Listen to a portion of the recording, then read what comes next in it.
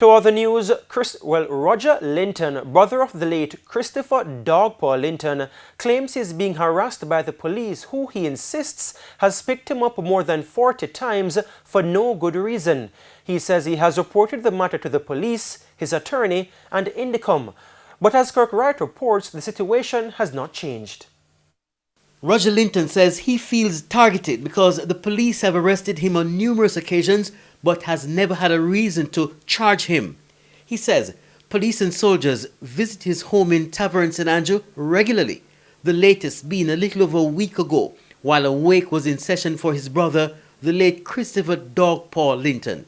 Before the pastor and my brother, they came here, they said they must kill my mother's 2 sons. I'm the only one left right now. Linton says he has to take the warning seriously because 3 of his brothers have already been killed, and he feels the police were involved in the deaths of all 3 of his brothers. We asked Linton why he thinks the cops are out to get him.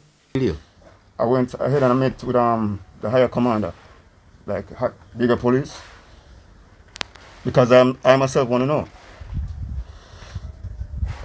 They say they didn't say they have me on the radar or nothing like that, you know what I mean? So it's just a means of concern to me. I just want to make it public because we live in a society where you can't trust nobody, you know what I mean? Shortly after his brother Christopher was killed by the police on Golden Avenue weeks ago, a social media post began circulating on social media saying Roger was planning an attack on the security forces to avenge his brother's death. Linton has denied having any association with that post. Yes, absolutely no truth to that.